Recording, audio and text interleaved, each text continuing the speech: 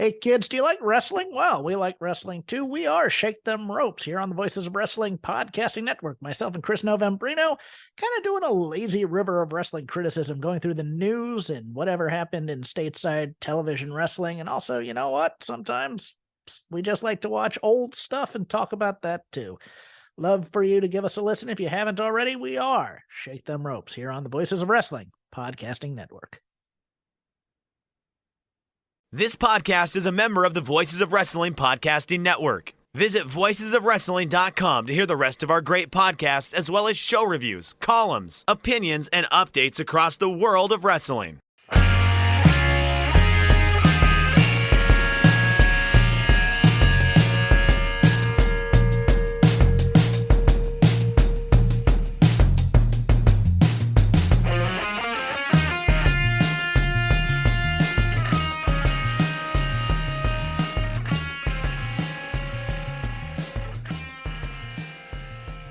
Hey kids, do you like professional wrestling? Not sure I did this week, but we generally do like professional wrestling too. I am Jeff Hawkins. He is Ernest Stavo Blofeld with the cat.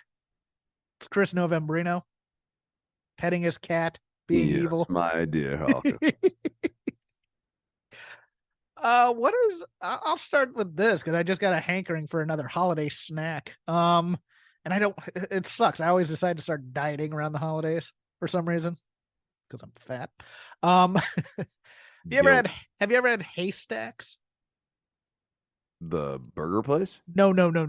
Haystacks are a snack made up of butterscotch chips, peanut butter, and chow mein noodles.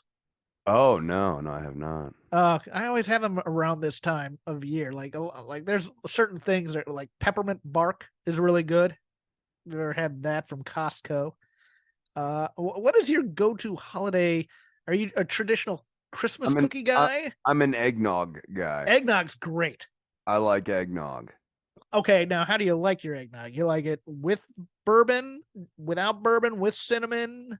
With accoutrements? At this point, because I'm getting increasingly lactose intolerant, it's got to have bourbon because, if I'm going to go through all of that, I might as well catch a buzz along the way. Is there another kind of nog besides eggnog? God, I hope not. I hope not either. I don't actually want to try another type of nog other than eggnog. I do like eggnog quite a bit. It just becomes a question of how much do you want to buy? Because you just buy a little carton and it'll be fine. You look at the calories. Oh God! You're like, oh God, what am I doing? And then you try and find other uses for it when you get tired of it. If you bought too much, like I tried putting it in coffee. It doesn't work. Yes, it's good in coffee. Oh, is it? Okay, I had it once in coffee. It might have been bad eggnog. It's very good in coffee. It might have been eggnog from last year, as a matter of fact. Yeah. Well, once it's February, you should stop drinking your nog. Although it's basically pancake batter for the most part. It would be good in pancakes. It might be good in pancakes. Yeah, I like eggnog ice cream a lot. Eggnog ice cream is good? I do, yeah. What other uses for nog? See, I don't like a lot of French cinnamon. Toast. It might be a good French toast. Good French. Oh, there you go. You dip the bread in that stuff and then you fry it. Oh, there we go. Send your holiday recipes to Shake Them Ropes or join the Voices of Wrestling Discord and enter the channel for Shake Them Ropes. We do this kind of junk all the time. Oh, it's been such a healthy and robust Discord. It has been such a midweek in terms. We were talking about this before the show. It's like wrestling was there, and it was like a Golden Corral buffet. Here, have some more. One of these weeks where I've popped on things to see if I've watched it because it made no lasting impression, and then I'm rewatching and I'm like, oh yeah, I did watch this. I just was bored out of my mind, so it just didn't go into long-term memory at all. I am interested in Deadline this weekend, though. I think that'll be a decent show. I'm not gonna say great show, but it has potential to it. So we'll preview that a little bit later. Top story: Kevin Sullivan, vice president of post-production for AEW, who has been there since the early days of the promotion, was let go on December 4th in a move made by Mike Mansory, the senior vice president and co-executive producer. The move was huge behind the scenes, particularly on the production side, since Sullivan had built the entire post-production team based in Nashville. This blindsided many people. The story going around was Mansouri told Sullivan that morning that they were moving in another direction in 2024. Huh, that sounds sort of familiar. QT. Sullivan had no idea what was coming and was given no real explanation as to why, just that it was a Mansouri decision. Sullivan's work has always been highly regarded in wrestling, and God, Dave, write a decent sentence here. Sullivan's work has always been highly regarded in wrestling and out of wrestling. He was responsible for the video packages, things like the countdown shows and the hype shows put online to build the television shows, among other things. That's very interesting because, I mean, I believe he was also with Impact at one time. And I think he was in the latter stages of WCW towards the end. I actually kind of like their hype shows and some of the things that they do for the internet and stuff. I think they can get away from like the Vice style. Like if you've ever watched Dark Side of the Ring, that's what their hype shows kind of look like too. The one guy sitting center frame, staring at the camera, narrating something. I don't know, Chris. All this talk of new direction could be very, very good if it's something completely and totally different, or it could not be very good. Okay. I think certainly the new direction of AEW in 2024 is going to very likely be a story of the year thing for 24, especially given 23, as now that we're getting close to the end of AEW's 2023, it's been really rocky, I think, is the final assessment. This is not a company that like was hitting their stride this year. This is a company that is trying to find its footing going into 24.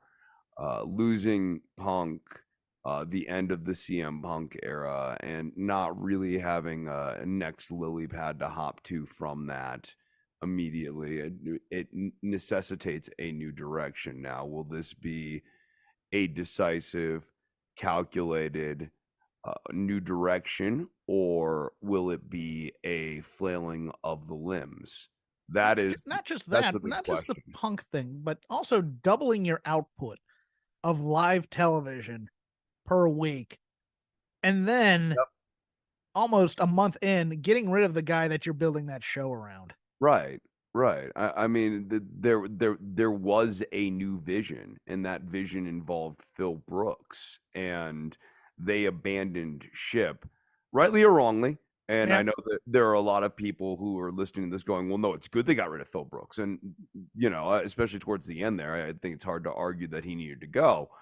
But it still, at the end of the year, means that AEW had a very not successful year with their choices and their directions that they wanted to go.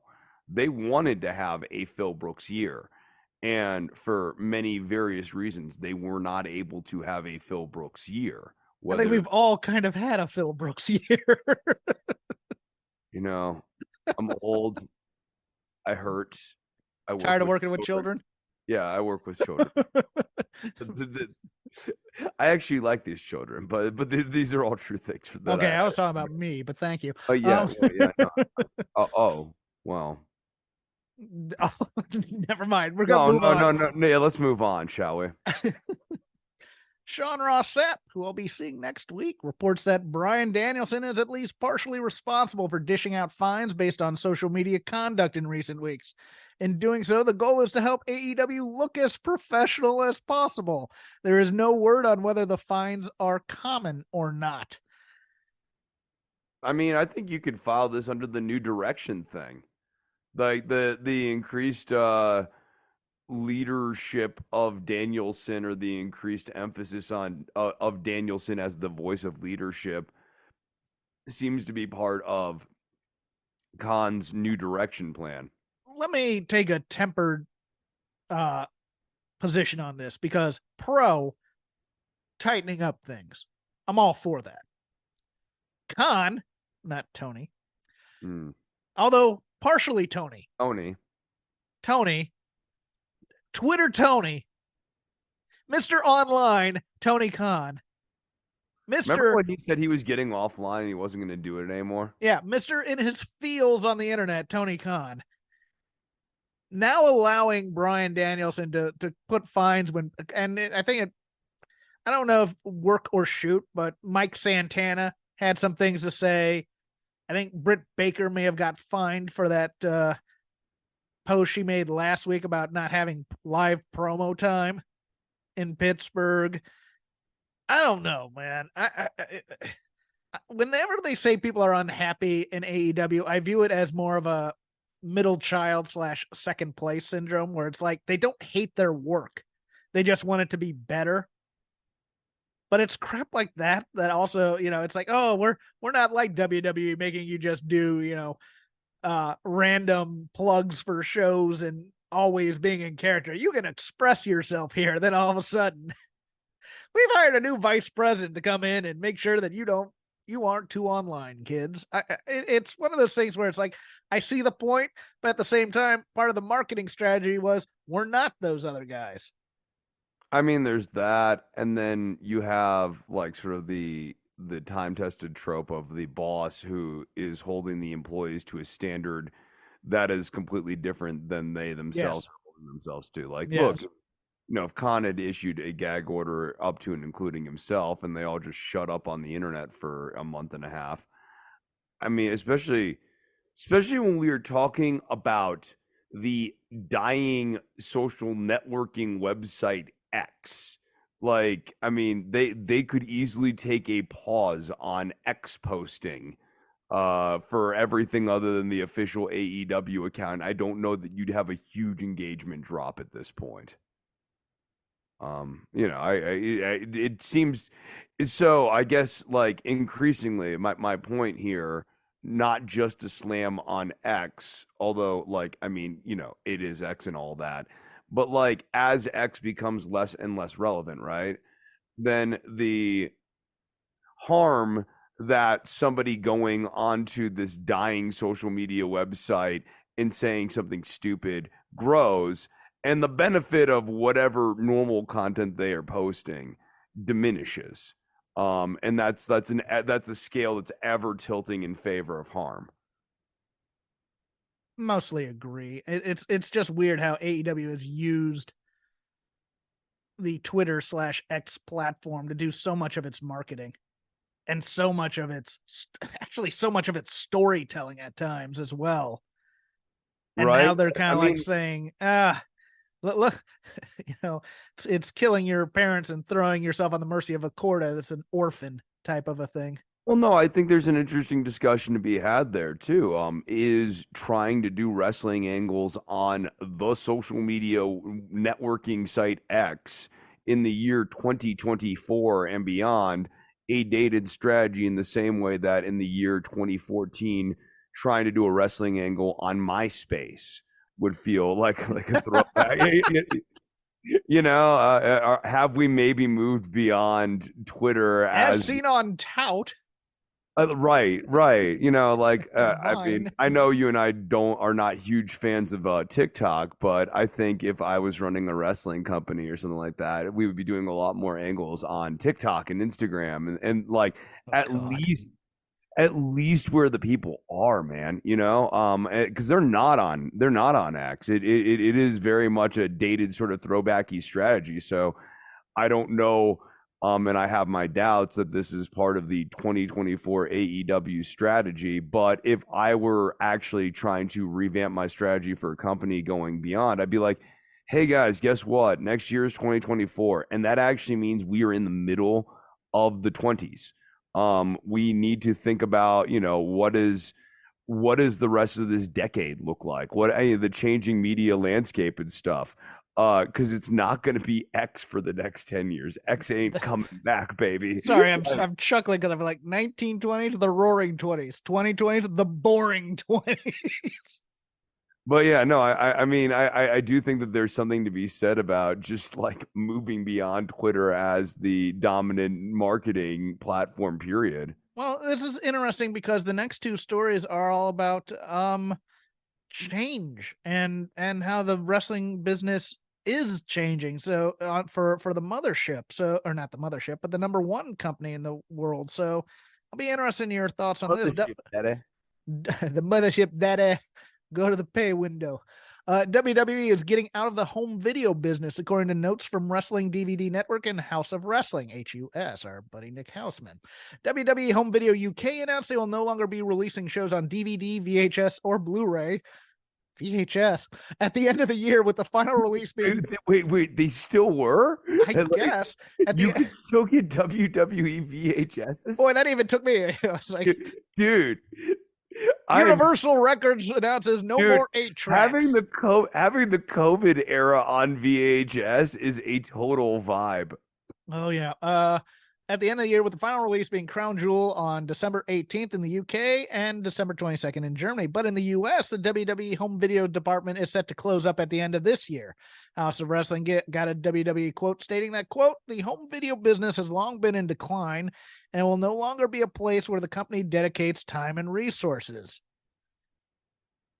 I have become a person who is really, really pro go out and buy as much of the physical media that you want to own as possible, because standards and practices as we evolve as a streaming nation, they're going to start censoring more and more stuff out of them. So if you want the originals, I'm not going to tell you to go out and torrent over at Wrestling Classics, but maybe you should. I don't know.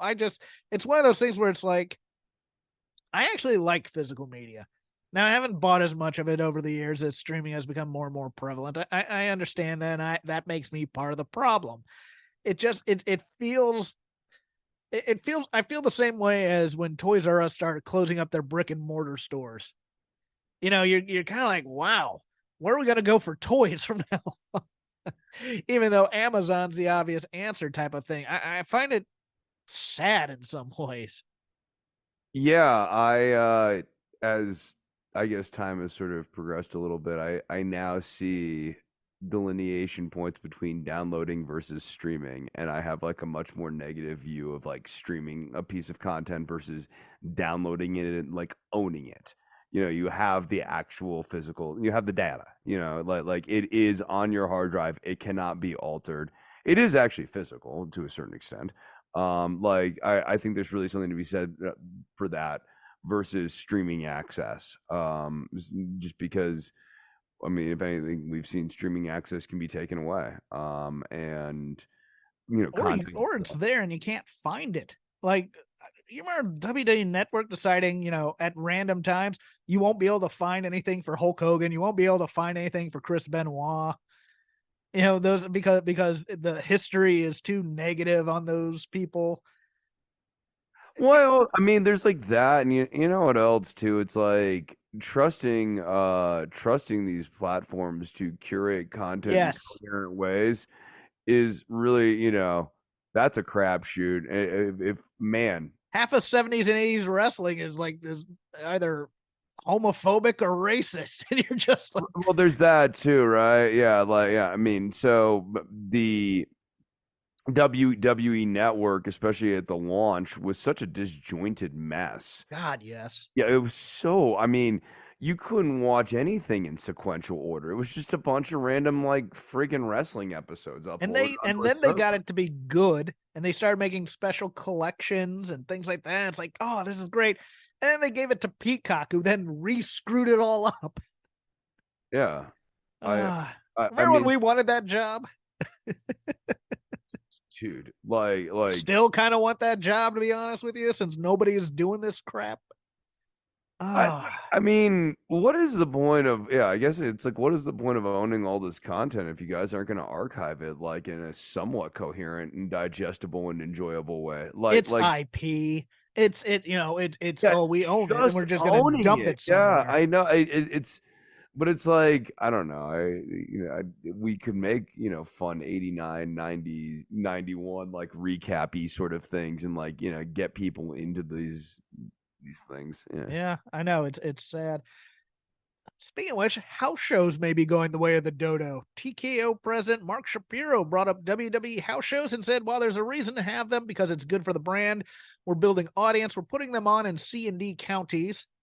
So we're really stretching the brand and we're amassing a greater array of eyeballs from all demos. So it's good for our long-term growth. Through a margin perspective, they are dilutive. So there's probably an opportunity as well. Go through our efficiencies and our synergy opportunities. God, that's God, I such love corporate buzzwords. speak. I love the human way that corporations teach you to speak. To cut back on some of those non-televised events, which will push our margin up, so we are going through that exercise now. Also, as part of that, might be seeing a lot more advertising on WWE rings, etc. Shapiro continuing, WWE was, as my CFO likes to put it, it was religion for Vince. He just didn't want to commercialize the venue for the most part. The mat was clean, the ropes were clean, just there wasn't a lot of signage or activation because its advertisers don't just want to put their banner up there anymore. They want activation. Another buzzword. We specialize in that at UFC, and we're going to bring that same strategy to the WWE, and there are no rules. Ugh. I mean, look, this is one of these things that I think Vince actually was right on, that putting advertisements on the ring is at once gaudy. That is true. It does do something for the presentation to have a clean ring. But beyond that, the advertisement is like there forever.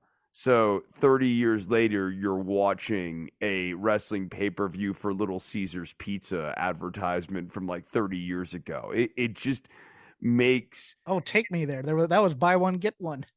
Hey, you know what? Domino's currently has an amazing emergency pizza offer. Pizza, baby. No, I get, man, that'd be interesting in terms of, I don't think residuals would have to play, but right? But I mean, like, but I think the whole thing being clean and it's not so in your face and it's not just ad here, ad there, so busy all the time, actually helps their product in so many ways, since so much of it is shilling advertisement to begin with, and then to get away from that and be able to watch the match, even though a lot of the commentary is also just cynical shilling for either, slogans of wrestlers or products or whatever.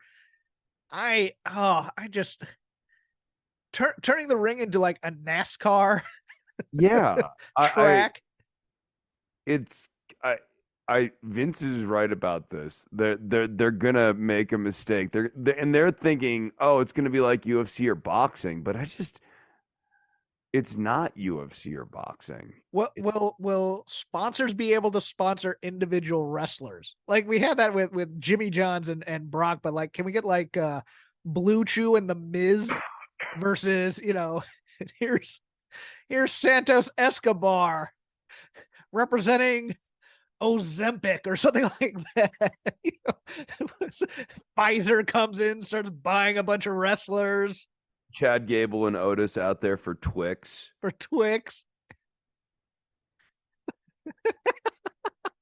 I'm thinking of all the inappropriate ones. Well, I don't want to say them.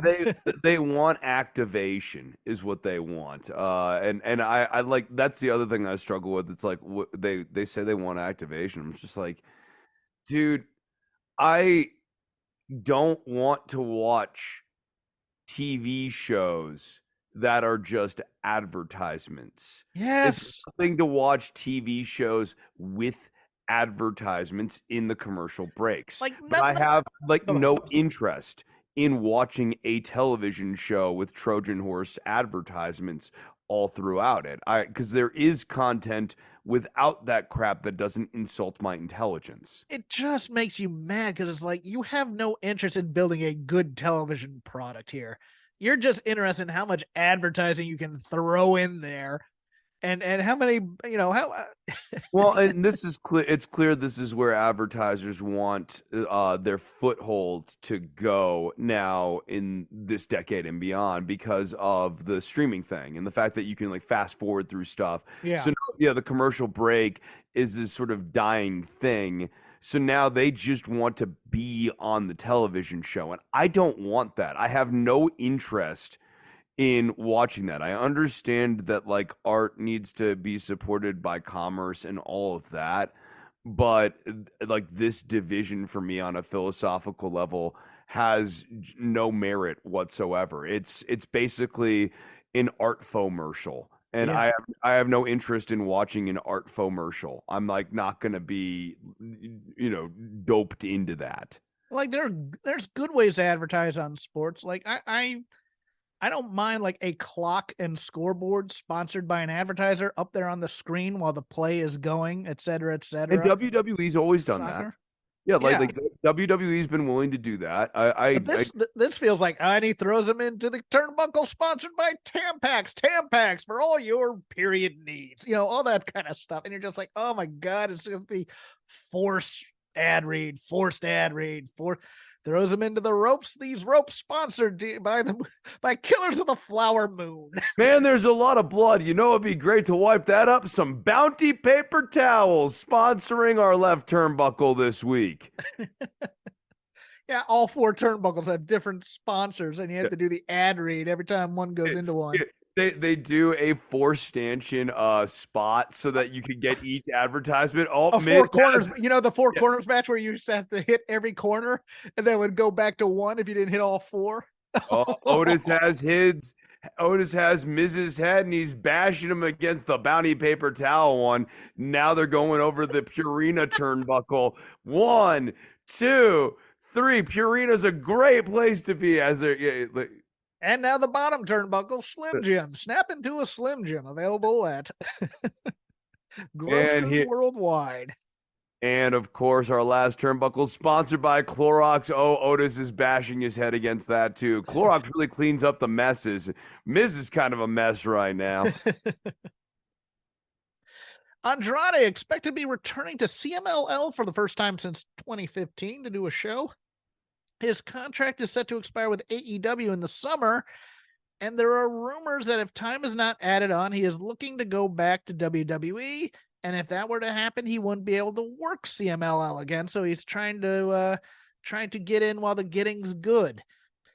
Andrade's one of those interesting ones because I never know if he wants to go back or not because he's such a malcontent everywhere, very much. I know his wife is in WWE. His on again, off again wife is in WWE. But yeah. Any thoughts on that? Or should I just move on?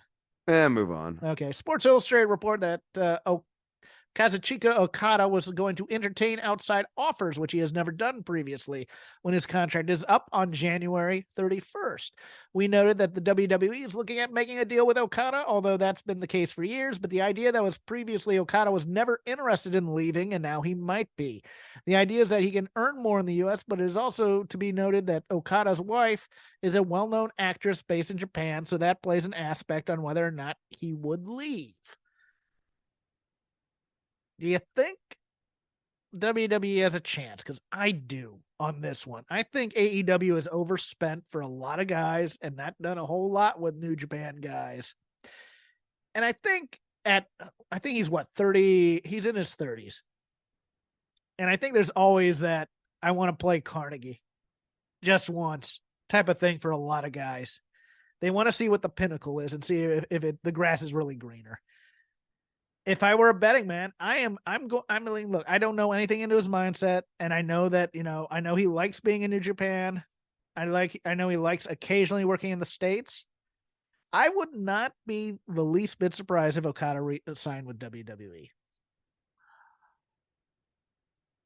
I just would hope that he'd talk to his pal Shinsuke and get a lot of guidance. As you can surf here every day, dude. That was what Nakamura would tell him. Yeah, I mean that for sure. But getting some guidance on how to negotiate the all these website geeks are going to say that you're no longer going to be having great matches, but it doesn't matter because you're going to be making so much more money. Well, yeah, and I mean, Nakamura will encourage him to phone it in hard. Oh, yeah. Nakamura is in pure. I'm showing up for this check. Dude. Have you considered doing less? He truly is the Jerry Lawler of this day and age, isn't he? Yeah. Oh, yeah. No, he just, you love him, but he ain't doing much, and it's great. No, I know. I right. He is like the Japanese Christian at this point, where he has like these slow, like plodding matches, and they're methodical and they're entertaining. It's very clear. Well, Christian actually puts in effort, but like it's very clear Nakamura knows you can do less. It's fine if you do less. It's all fake. Yep. The reason the yeet stuff by Jey Uso hasn't been used in a while is that there's a trademark issue. Independent wrestler in June 2021 trademarked the term yeet. And even though it's lapsed, WWE and their attorneys have decided to put the kibosh on it until they can settle things out. That would be hilarious to me if he can no longer use it because they just don't want to fight a lapsed trademark. Oh my God! Imagine that. The Yeet thing will still stay around with the crowds, and the crowd will do it. They won't be able to monetize it, but I mean that's what it is. Like Sami Zayn hasn't really been able to monetize the ole thing in years. No. So speaking of which, Sami Zayn planning to had some time off approved. It was rumored that's why they did the angle on Raw with Drew McIntyre at the end of that show with his ankle and stuff. Good for him. He's been working like a dog the past couple of years. So, but they have a show in Montreal over the holidays, and it appears he may not be there. But that could change. He could do a special one-off for it. But yeah, I hope he gets some time to heal up there. That's gonna do it for the news. Lazy River time, Chris. Oh, I feel like we've been putting it off by dragging out the news segment. Well, we can put it off a little bit more because we have a preview this week. This week we have a pay-per-view or premium live event, as they call it. NXT Deadline. Tomorrow, Saturday. No college football other than Army Navy. So you'll have plenty of time to watch if you'd like. 7 matches announced. Of course, they changed the North American Championship match because Wes Lee having some back issues, so he's going to take some time off. But in the pre-show, Axiom versus Nathan Frazier in a singles match. This is going to be a sprint, and Nathan Frazier is going to win. And it's going to be a fun match because Nathan Frazier and Axiom are both awesome. Nathan Frazier is going to win, but I think this is going to be like the start of a Nathan Frazier heel turn. I think, yeah. Really? Yeah, I think the whole let's just have a nice match as friends thing is the setup for Nathan Frazier having. You think they turn him over Axiom? Oh, well then in that case I think Axiom wins. Because Axiom is in a mask, so you can just keep beating him until you decide to turn him into A Kid or whatever name you're going to give him again. Well.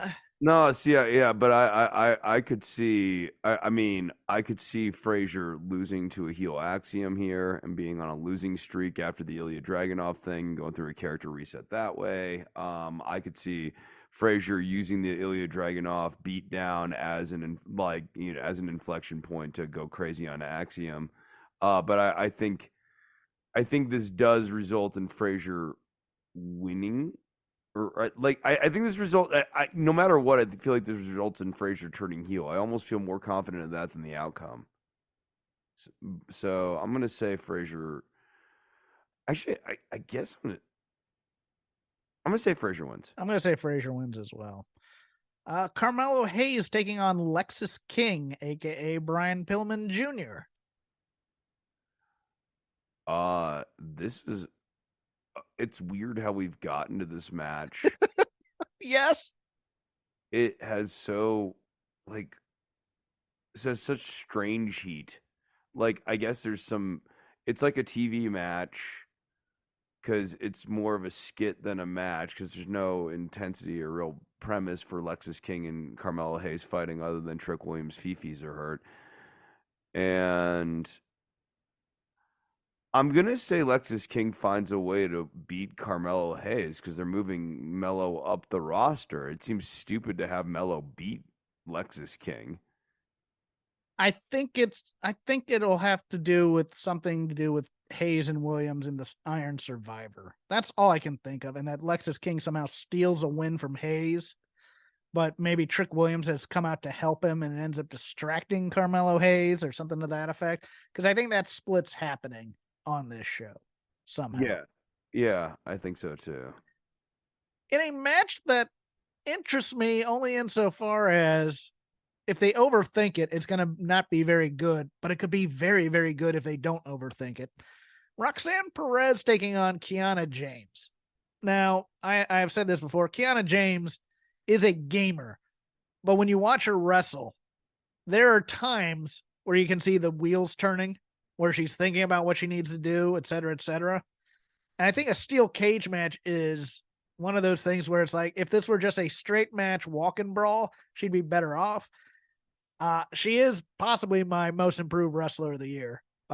She has been fantastic in things. I mean, look, she's not Becky Lynch or Bayley, but she has improved. She's gotten in on the game. She's a good base for smaller wrestlers like Roxanne Perez. Roxanne's going to be coming off the ropes or off the cage on top of Kiana James and be just fine because Kiana James can do that for her.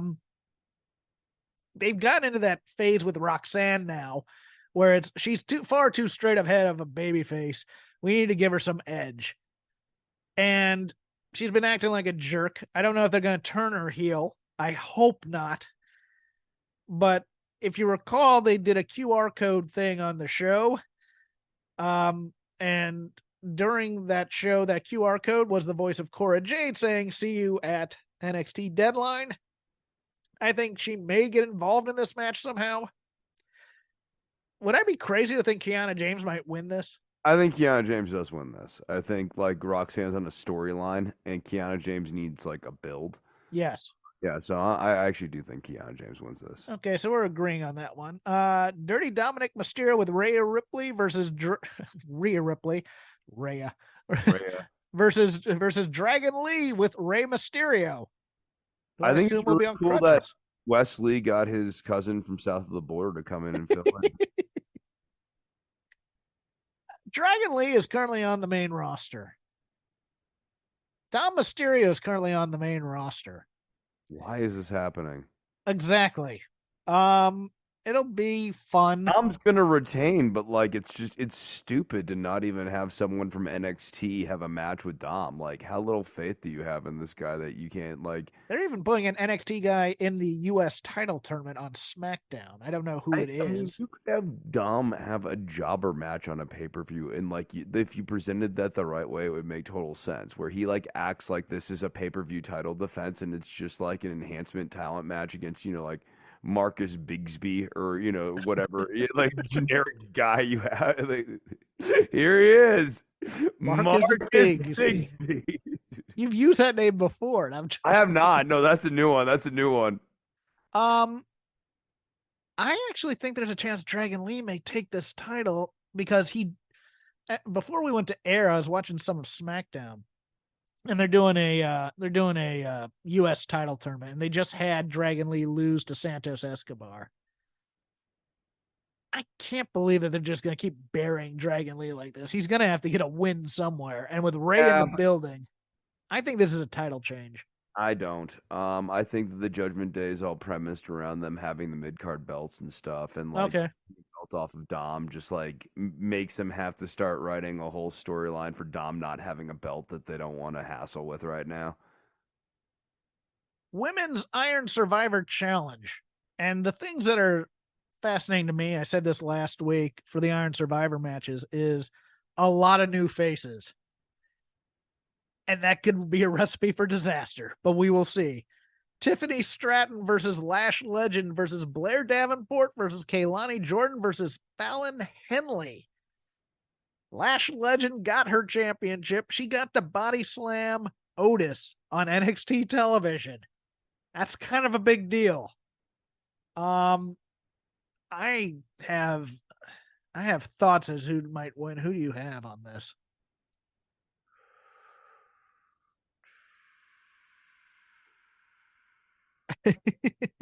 I'm gonna say Kehlani Jordan just because, like, I feel like they've been wanting to push her, and like this is gonna be used as a jump starty platform. Just for a one-shot shot at the title?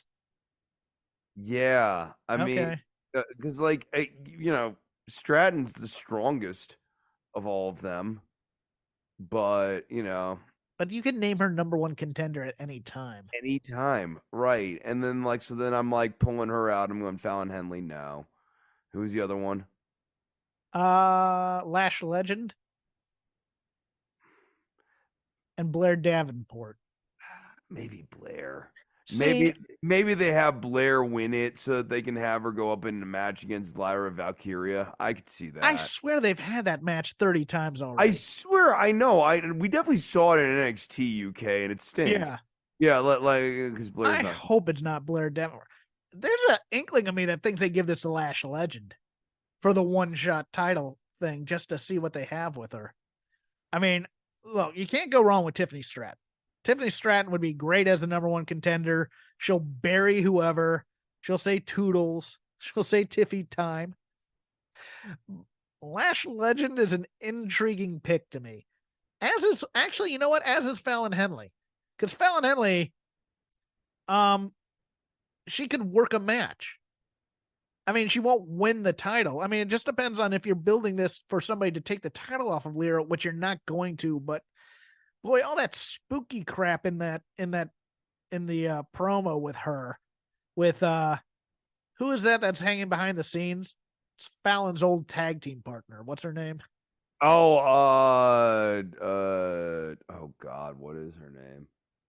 Because they made her all like evil and Yeah, crap. I've already forgotten her name. Yeah. Kaylani's not the worst choice. I'm gonna go out on a limb and say Lash Legend wins this.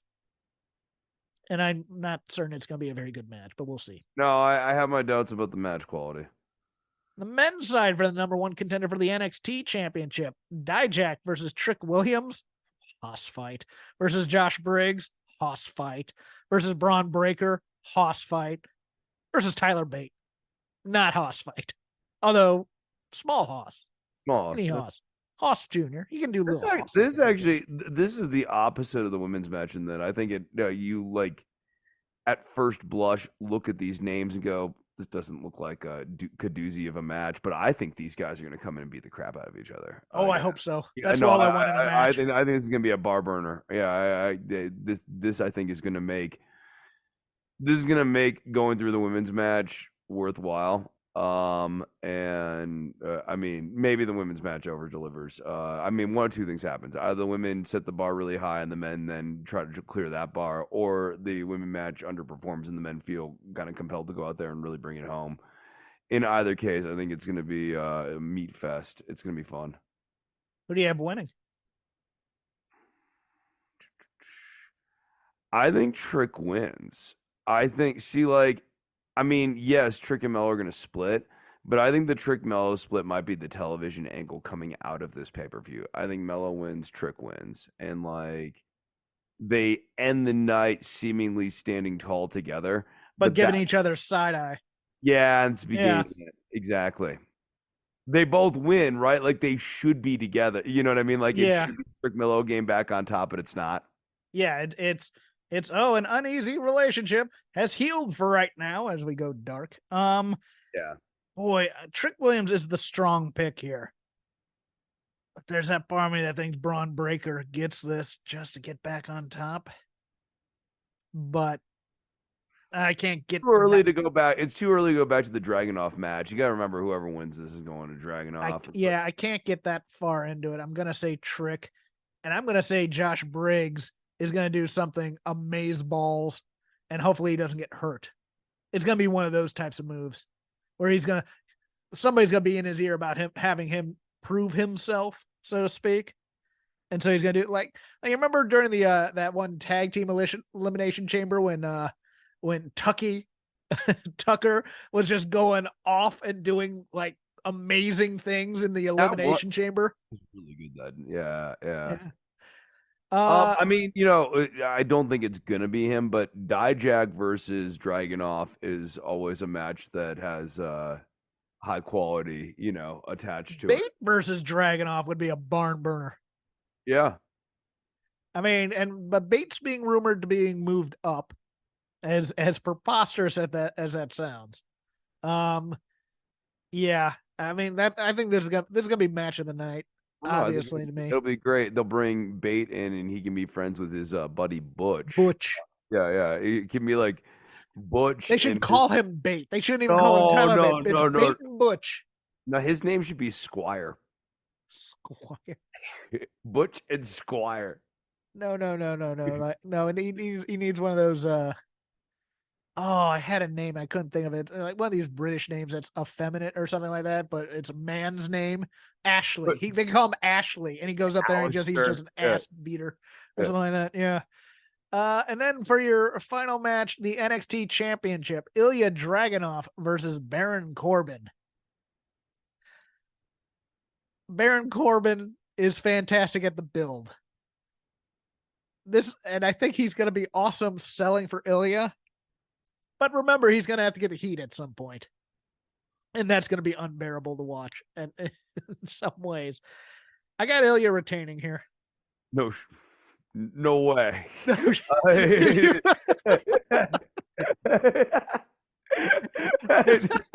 Thank you, Captain Obvious. That was great of you. Yes. Damn. I do my service. Yes. That's why the people tune in. I don't know, Chris. I'm looking at the numbers here. I think Ilya has a chance.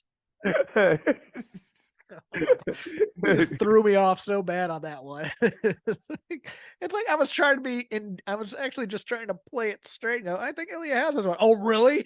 Mind if I jump down your throat here, you jerk? I wasn't even trying to jump down. It was just like, you don't think Baron Corbin's gonna win No way. Although, you have to admit, there is something there, given that this is the end of the year, and they're going to have a show for Rumble, and they're going to have a show probably on WrestleMania weekend where you could give Baron Corbin an NXT title run, because did he ever hold the NXT title? I don't think he did.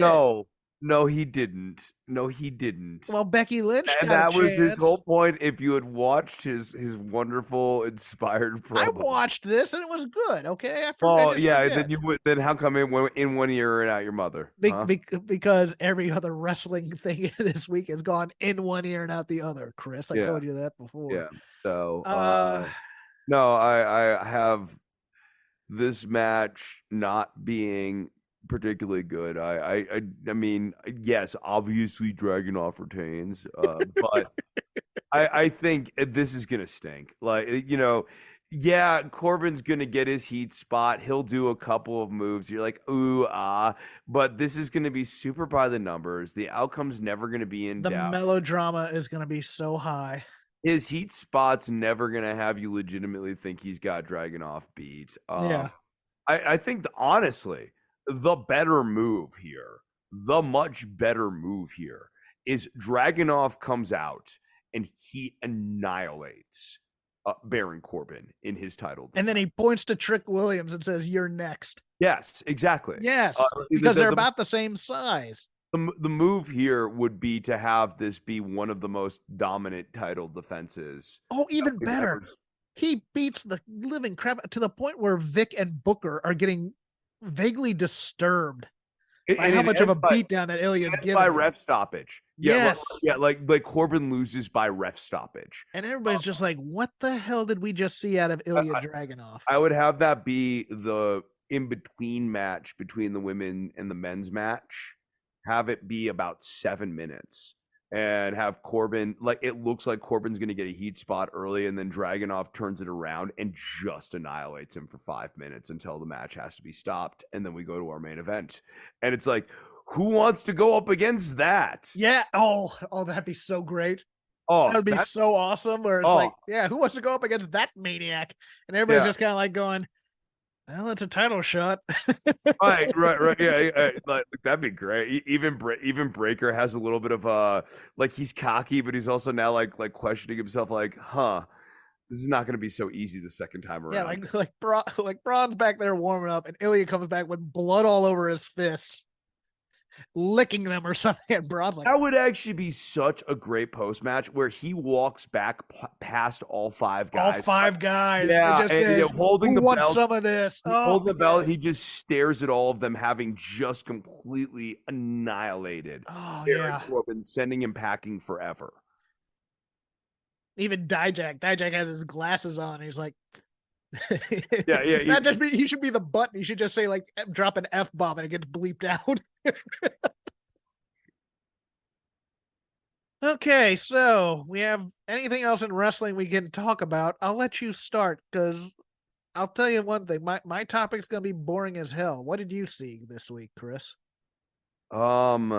Boy, I mean, I watched NXT, but we basically already kind of covered that. We covered that. And then, WWE was there. Yeah.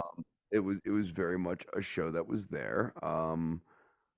I continue to think that the Judgment Day is a very solid narrative structure for them to have been running this show through here. Like they're good. Damian Priest continues to be a really great screen presence. Like with Priest, one exception.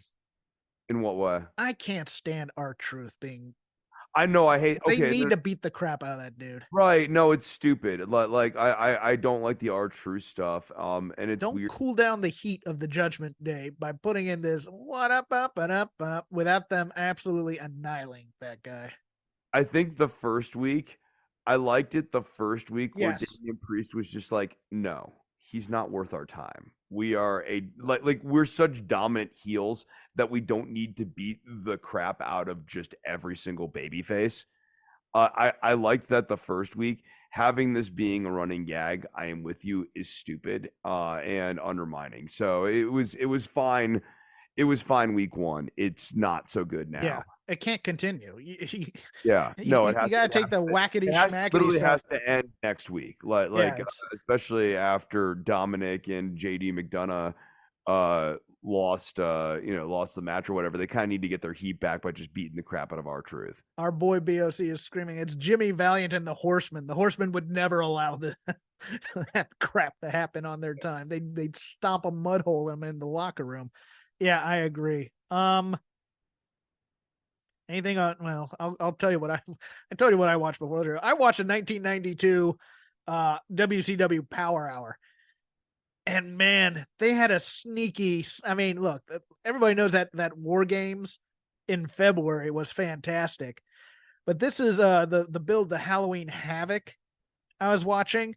And they haven't done the Japanese Super Show yet where Rude and Chono fight. And I think Rude injures his back in that show. But they injured Jake Roberts has just come in.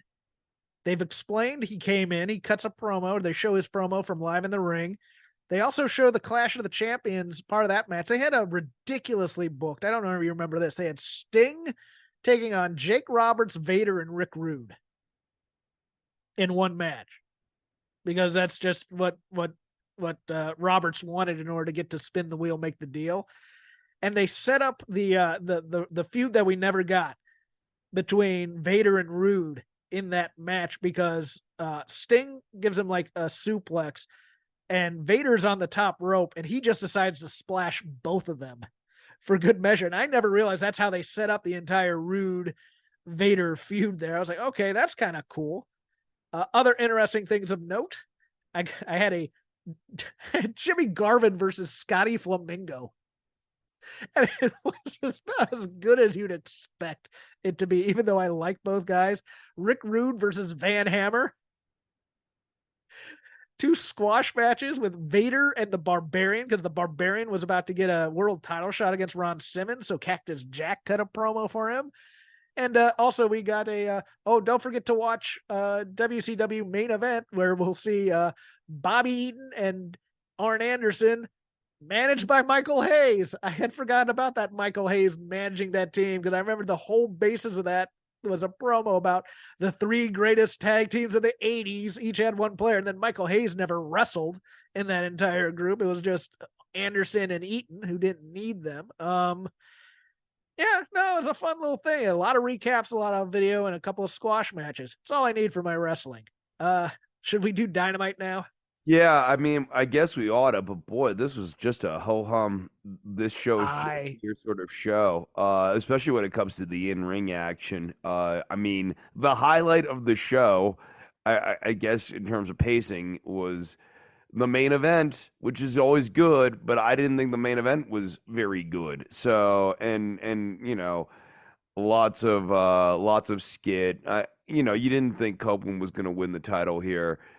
I think turning Nick Wayne's mom and having Nick Wayne's mom as an on-screen character, like, I thought they did the most easy way possible instead of actually giving a little thought to it, where it's like she should have attacked um she should have attacked Christian first for that whole thing with the kill switch slash Luchasaurus thing where he hit her, and then eventually turned and attacked Edge, or attacked Adam Copeland for hurting her son. And then eventually taking the belt, handing it to Christian, and then letting him finish him. I mean, that to me is the best way to do this, where okay, she's going to turn, but at least make it seem realistic there, because she should be mad at Christian as well. right. Uh, I mean, she also just did a terrible job for her part too yes. in that skit. Like the eyes were not. I mean, she was already looking at Copeland, so it was never in doubt for a second that she was going to hit him. This was the week where we hit the weakness of this tournament to me. Because in a G1 you have 2 groups of 16, it's drawn out. You have various matches, you can build out, wins, losses, et cetera, et cetera. And this one, where you only have 6 people in each, you have to get the wins in there early. People build leads. And to me, both the gold and blue suffer from the same problem, in that you have 2 main eventers, 2 mid-carders, and 2 guys who are obviously going to get beat in both. And you know who's who. And you might get one mid-card upset in there in terms of either, Brody and Claudio, or and then in the gold side, it's Jay White and Roosh. But I mean, Jay Lethal and Mark Briscoe are there to get beat, and that Eddie Kingston and Daniel Garcia are pretty much there to get beat. Which is hilarious considering Eddie Kingston put it's his belts. Yeah.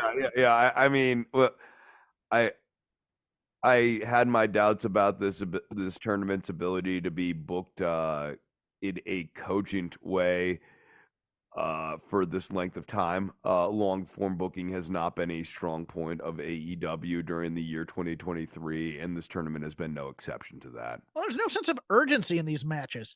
I mean, they're 20-minute time limits allegedly, or whatever, and it's like there's no real heat to them. They're good matches. Don't get me wrong, they're good matches, but That's good another matches. mistake too. I think that these matches should have had 10-minute time limits, so that they are sort of forced to be more of a sprint. So they, which like creates the optics of more of a sprint. However, also gives the guys, more time, like actually gives them like more breaks and stuff, but it maximizes in minimum. So I think that the mistake here too is, yes, there should be time limit draws. Yes, there should be more of a race against the clock. Yes, there should be a faster pace to these matches.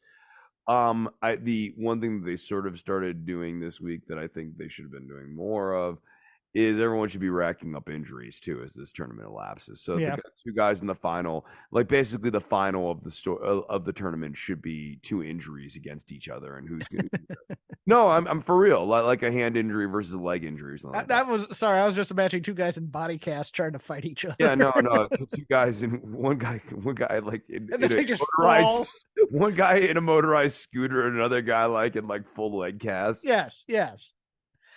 The other major story on Dynamite was, of course, we did not get the MJF and Samoa Joe versus the Devil's minions bait and switch in a way, but we did get the reading of the red herrings, because we had Roddy ditching his wheelchair in a.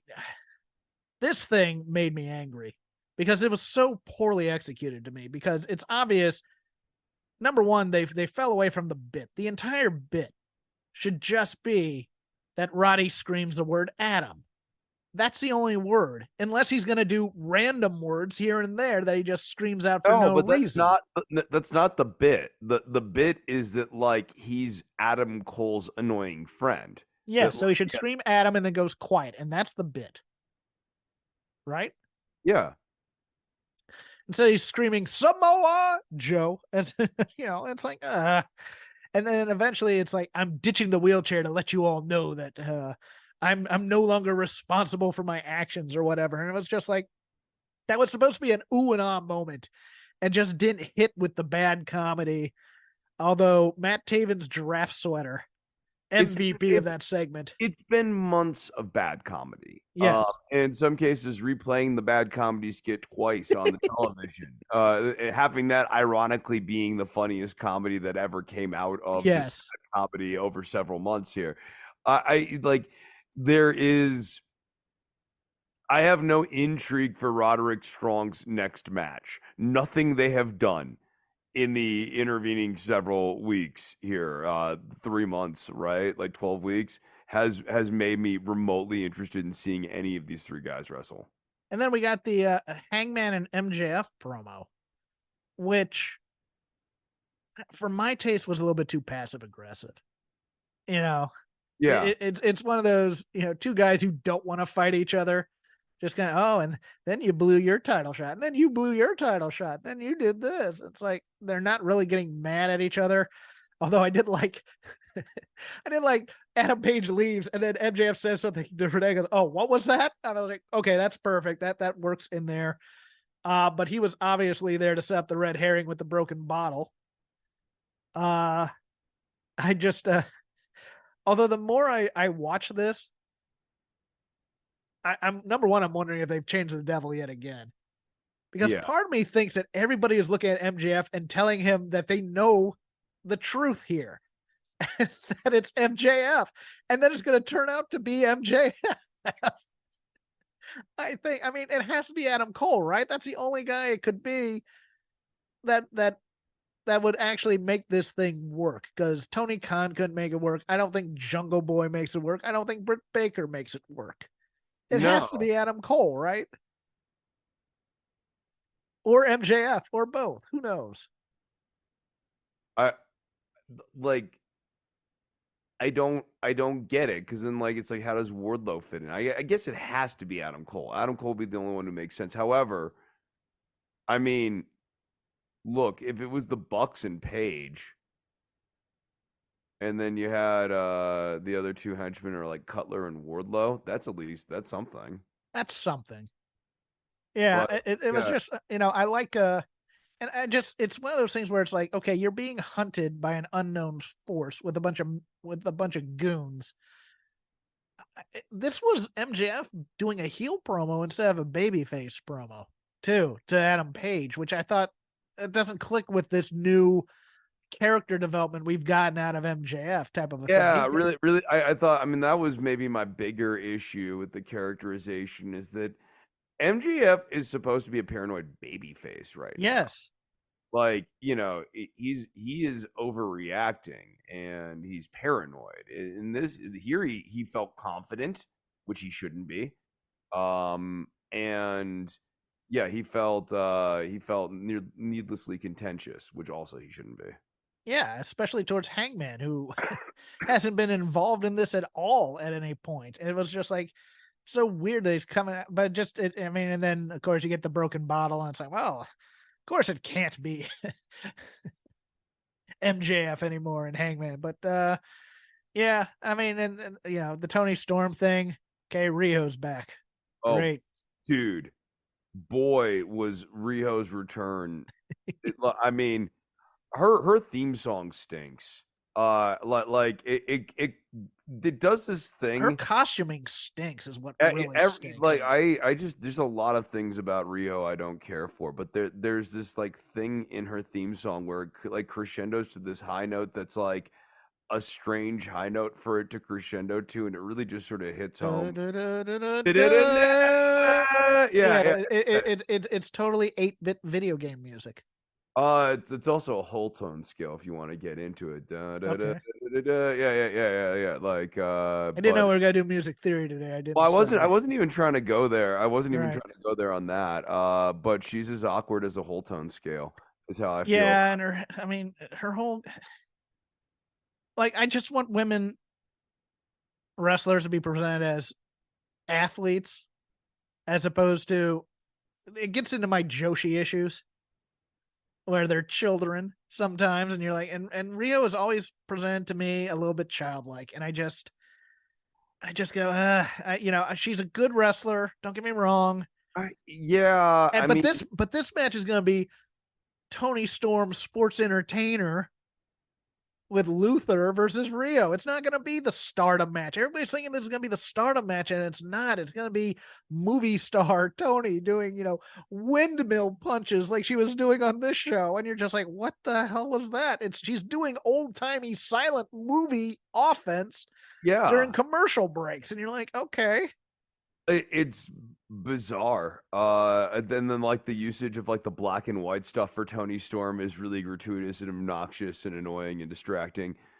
Rio, for me, I am aware that she is a very capable wrestler. I watched her throw that drop kick, and I was not remotely interested in seeing her have a match with Tony Storm. Right. I like looking at her. I'm like, she's so undersized, and get well soon, Jamie Hayter. That's all I can say. Let's rock this division back to its foundations, please. And I like women's wrestling a lot, so yeah. I have nothing else for the Lazy River. You? Oh man, I'm trying to see if there's anything else on this show that was apparently Punk had a pretty decent promo tonight. So did he? Did he on SmackDown? Okay, yeah. Well, I mean that would be an improvement over the one prior. We'll talk about that next week. Yeah. Outside of that, it's Nia Jax. Oh God. Like we could have ended this show, and you decided to talk about Nia Jax. I mean, yeah, I'm gonna go. I'll go on Nia Jax. I mean, okay, go ahead. Like we're doing this again. We're back. Yes. We're pushing her. We're pushing her a second time. And she has no noticeable improvement whatsoever. I mean, like the one thing you can say is that she's clearly lost like a considerable amount of weight, but in terms of actual skill or like any sort of like assets in the ring or whatever, no, she's just as useless as ever. I find her selling to be ridiculous. Yes. Like she has like cartoon selling. Like, yes. I know like we have like the My Hole as like the classic meme, but like, dude, there's a super cut of Nia Jax bad sellings to be made. I would definitely watch a 15-minute supercut of. In the old days, they would have told somebody potato her and then take her in the back and go, you remember how it felt when you really got punched? That's how you should be selling it right now, but maybe a little bit bigger. Show her the video. Show her the video of like what her facials and everything look like. Yeah, and be like, that's what selling looks like. I know she flails like a character that you're fighting in Punch-Out. She does a windmill every time because it's like, oh, you've thrown me off my equilibrium and I'm almost ready to fall here. Yeah, like she's a tree. She has the offense of a tree. Yeah, no, I mean, it is very reminiscent of the matches in Punch-Out where you like have to knock the guy left and right, and then they eventually topple over, and that's like the structure of the fight. Yeah. No, that's what Nia Jax basically is. I find it unrewarding. I don't understand why we're pushing her. It's a real shame. It's a real shame that both Shayna Baszler and Zoe Stark have been sacrificed to this project. So that we can get back to Becky Lynch. So that we can bring back up the Survivor Series from 3 years ago or whatever, the build to that when she got punched in the nose and became the man. We've moved on, guys. She's had a child since then. I mean, this circles back to, this might actually serve as a nice wraparound here for the show. I mean, we started off talking about like Twitter and story angles and stuff like that, and I just think we are 3 weeks away from the year 2024, which is going to put us firmly in the middle of the 20s. We are in a new wrestling decade here, and life has moved on. 2016 was 8 years ago now. Like time is moving. It's slippery, and that's okay. But we have to also be aware and cognizant that, like, no, it's not what it was, and that's okay. And so no one cares about Becky Lynch, how she became the man now. I mean, so much has happened since then. That Becky Lynch becoming the man was like 2 years before COVID, right? Yeah, she became the COVID biggest felt like star in 5. WWE. That's what getting hit in the face was for. And if you're gonna tell me that this is about revenge on Becky's part, that's preposterous. If Nia's mad about it, sure, then we can get into something possibly. Yeah, I was fired because I wouldn't take a vaccine. Right, yeah. That would They'll actually never do that. Actually, that'd Oh be my God, interesting. That'd be interesting. that'd actually be much funnier. It's like, yeah, no, they let you back because of the nose thing. They fired you because of the This is a vaccine. vaccine thing. Yeah. Let that one simmer in front of a live crowd for a second. See how they react. Yeah. But for those who go by the Shake Them Ropes timetable, next week's show will be a little later than normal. I am going to Cincinnati next week to hang with my friend Sean Ross Sapp and go see a Cincinnati Bengals game. Be getting back sometime Sunday, so sometime Sunday or Monday of next week, maybe. Whatever. Maybe we'll just hold off a show till midweek and do a long one for the end of the year and take the rest of the year off. Who knows? Chris and I have been talking. Chris might pick a pay-per-view for me to watch during my plane ride or something. So we'll see. We'll get some audio out there for you. We can't do, as we've discussed, Chris and I not taking a lot of notes over the year, so we can't do a best of. You know, what were your top 10 matches of the year, Chris? You know, I have 2 matches that I remember from this year that I really, really no, liked. it's been a tough year. Slapjack hasn't had a single match. And I'd pick like the Gunther 3-way at WrestleMania Night 1 and just piss everybody off. So it was Will Ospreay. Okay, great. I liked the big guys beating each other up. How do you like that? But anyways, you can follow me at CrapGame13 on X/Twitter, the dying platform of which Chris spoke. You can also just follow the show, Shake Them Ropes, all one word on that platform. We are part of the Voices of Wrestling podcasting network. Listen to the flagship, The Good, the Bad, the Hungry, which had special guest Uncle Dave on this week. Music of the Mat, 5-Star Match Game, Days of Thunder, lots of other podcasts for your wrestling needs. I'm also on the Fight Game Media Network, now coming out from behind the paywall because Garrett's tired of trying to build a paywall. Chris and I have been there before. And those shows will be on the free feed starting in January. I do a show called The Dynamite Show. We record live about 20 minutes after Dynamite goes on, myself and Paul Fontaine. It's on YouTube. I plug it on the Twitter. If you're around, hey, come watch us live. We have some laughs. Chris is winding down for the holiday season, but winding up the music. Yeah. Guys, the holidays are coming. All of them. And last week we talked about making Christmas a unifying time for all peoples. Feliz Navidad. Feliz Navidad. Yes. And this week I want to talk to all of you about bringing the gift of music to not one but several members of your family. In the past, I've talked about getting guitar lessons for a member of your family who might be interested in music. What if there were several? I challenge you this week to search out your extended family and figure out who likes to play music, and then refer them to me for guitar lessons. If you are interested in guitar lessons, you can hit me up on Instagram at instagram.com/DOCTOR_NOV. That's Dr. Nove. You can send your third cousin Billy, your second cousin once removed, Cleophas, your sister Daisy. I am willing to teach any and all members of your family. So get as many as you can. Let's see who has the most members of their family who want to get guitar lessons. And be really exciting. You sound thrilled. Hey, you know what? When your second cousin Cleophas, once removed, is playing the bass like a bad mofo in your local hardcore punk band. Yeah, a little bit of slapping, a little bit of hardcore punk in the Kentucky scene where Cleophas lives.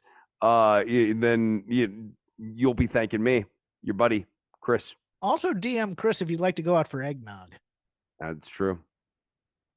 Hi, I'm Case Lowe, co-host of the Open the Voice Gate podcast. The one question I'm constantly asked when it comes to Dragon Gate is how do I get into the promotion? Well, stop asking and start listening to the Open the Voice Gate podcast, released every Wednesday on the Voices of Wrestling Podcasting Network. For exclusive news and show reviews, look no further than the leader in Dragon Gate coverage, Open the Voice Gate.